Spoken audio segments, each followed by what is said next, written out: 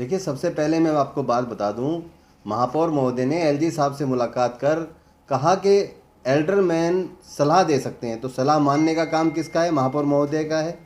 उन्होंने कहा कि वो वेल में नहीं आ सकते। क्यों नहीं आ सकते? आप कोई भी काम करेंगे, असंवैधानिक काम करेंगे, आपको सलाह देंगे वो कि विपक्ष की बात सुननी चाहिए, तो आप उनकी बात नहीं सुनेंगे और उनको वेल में आने के लिए भी रोकेंगे। ये कौन सी परंपरा है? लोकतंत्र प्रणाली कौन सी लोकतंत्र प्रणाली है ये तानाशाही चाहते हैं कि तानाशाही तरीके से हम निगम के अंदर सरकार को चलाएं। वो नहीं हो सकता। नॉमिनेटेड काउंसलर हो चाहे इलेक्टेड काउंसलर हो, सबको अपनी बात कहने का पूरा अधिकार है और मेयर होने के नाते उनको ये बातें सुननी चाहिए, विपक्ष की भी और सत्ता पक्ष की भी। लेकिन उन्होंने सत्ता पक्ष को तरजीह देते हुए विपक्ष को सुना नहीं और उनके साथ जब नॉमिनेटेड काउंसलर्स ने मेयर साहब को सलाह दी कि आप इनकी बात को सुन लीजिए, तो उनको भी नज़रअंदाज कर तानाशाही रवैया दिखाते हुए उनको सस्पेंड किया, इलेक्टेड काउंसलर्स को सस्पेंड किया। साथ ही मैं आपको दूसरी बात बता दूं कि मेयर साहब कहते हैं कि दिल्ली सरकार हमारे टैक्स का, बीटीए का जो शेयर बनता है वो नहीं दे रहे हैं। माननीय महापौर महोदय को शायद जानकारी नहीं है कि जो दिल्ली सरकार का रेवेन्यू आता है उसका 6% बीटीए जो है वो एमसीडी को मिलता है। आपको उससे ज़्यादा नहीं मिल सकता। अगर दिल्ली सरकार का रेवेन्यू घटता है, टैक्स शेयर घटता है, टैक्स कलेक्शन घटती है, तो ऑटोमेटिक एमसीडी की भी टैक्स शेयर जो है वो कम हो जाता है। तो ये चीज़ उनको समझनी चाहिए। बात करते हैं वो दिल्ली सरकार से बार बार पैसा मांगने की बजाय जो अपना पैसा है, जो भ्रष्टाचार में खूब मोटी कमाई हो रही है एमसीडी के अंदर भारतीय जनता पार्टी के नेताओं की, उसमें एक छोटी सी नज़र आपके सामने करना चाहता हूँ। अंबेडकर स्टेडियम जो कोई 7,61,000 मासिक शुल्क किराए पर लीज पर जाना था, उसका वो वाला टेंडर कैंसिल करके मात्र उसको 57,000 रुपये मासिक शुल्क में किराए पर देने की काम होता है। तो इसलिए कितना बड़ा भ्रष्टाचार है। 7 लाख रुपये प्रति माह का भ्रष्टाचार एमसीडी के अंदर। ट्रॉमेल मशीन जो कि 18 लाख रुपए की कीमत है, जिसकी 6 लाख रुपए प्रति माह जिसका किराया जा रहा है 6.5 लाख रुपए, ये ट्रॉमेल मशीन में भ्रष्टाचार हो रहा है। स्वीपिंग मशीन जो रोड को साफ करने का काम करती है, उस मशीन का एक दिन का खाली उसको संचालन का जो किराया है वो 17-18 हज़ार रुपये पर डे के हिसाब से जा रहा है, जिसका डीजल एमसीडी खुद देती है। गाड़ी स्वीपिंग मशीन की जो गाड़ी है वो भी एमसीडी की है। ड्राइवर की तनख्वाह और उसकी मेंटेनेंस का सिर्फ और सिर्फ 17,000-16,000 रुपये प्रतिदिन के हिसाब से दे रहे हैं। जो ट्रक किराए पे लेते हैं उसमें खूब धांधली हो रही है, मोटा उसके अंदर किराया जा रहा है, उसमें भ्रष्टाचार हो रहा है। तमाम एमसीडी के ट्रांसपोर्ट सिस्टम को कम कर दिया गया। जब कूड़ा उठाने के लिए प्राइवेट कंपनी को टेंडर दे दिया गया, फिर डीजल पेट्रोल की खपत ज़्यादा क्यों हो रही है? कम होनी चाहिए थी पहले के मुकाबले, लेकिन एमसीडी में डीजल पेट्रोल की खपत पहले के मुकाबले ज़्यादा हो रही है और ज़्यादा खरीदा जा रहा है। तो कहाँ जा रहा है ये डीजल पेट्रोल? ये भ्रष्टाचार की भेंट चढ़ रहा है।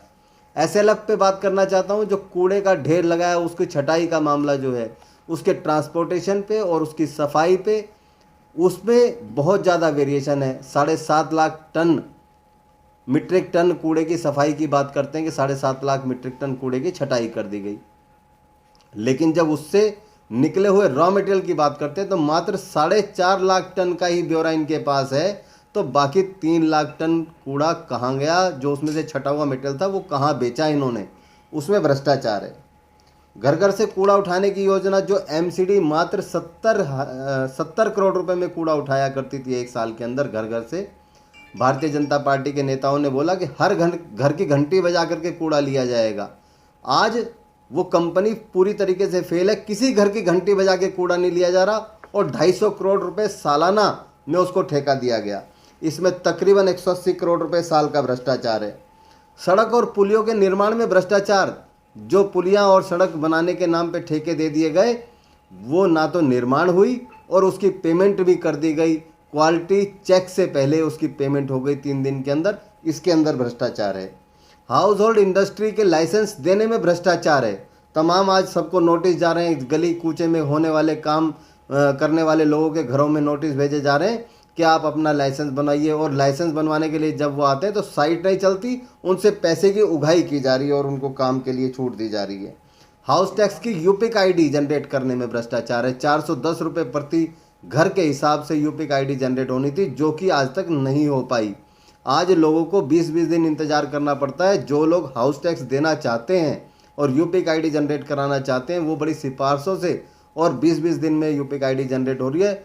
इसमें भ्रष्टाचार है। 410 रुपये प्रति घर के हिसाब से इस यूपी का आईडी को जनरेट होना था। हाउस टैक्स रेवेन्यू में लगातार आ रही गिरावट में भ्रष्टाचार है। आप ये देखिए कि जब यूपी का आईडी नहीं थी तब 265 करोड़ 245 करोड़ सालाना रेवेन्यू आ रहा था हाउस टैक्स से। आज जब यूपी का आईडी जनरेट हो रही है तो इसके बाद लगातार हाउस टैक्स का रेवेन्यू घटकर 170 करोड़ रुपए साल पे रह गया है। अवैध शराब की दुकानों की बात भाई साहब ने पूछी, तो अवैध शराब की दुकानों पे बता दो इनको क्यों मिर्च लग रही है। सरकारी शराब की दुकानों पे क्यों मिर्च लगी है? क्योंकि तमाम जगह हर वार्ड के अंदर भारतीय जनता पार्टी के नेताओं की मिलीभगत से अवैध शराब की दुकानें चल रही हैं। उससे इनको मोटी कमाई हो रही थी, वो बंद होने जा रही है, इसलिए इनको मिर्च लग रही है। इस पे ये बोलना चाहता हूँ। धन्यवाद। जी, जहाँ तक सूत्रों से पता चला है कि मनोनीत सदस्य की संख्या को घटाने के लेकर मेयर साहब ने आज एलजी से मुलाकात की, उस पर आपका क्या कहना है? देखिए, ये डीएमसी एक्ट में नियम है कि जहाँ पर एक महापौर होगा और एक निगम होगा, दिल्ली के अंदर 3 निगम अलग अलग हैं, उत्तर, पूर्वी, दक्षिणी। तो तीनों निगम, एक निगम के अंतर्गत 10 नॉमिनेटेड काउंसलर्स का प्रावधान है। अगर यहाँ पे 10 नॉमिनेटेड काउंसलर्स को घटा करके संख्या कम करी जाएगी तो मुझे लगता है कि मेयर साहब को भी यहाँ से हटाना पड़ेगा और एक ही मेयर के मार्गदर्शन में ये भी निगम चलेगा, फिर ऐसा नियम होगा।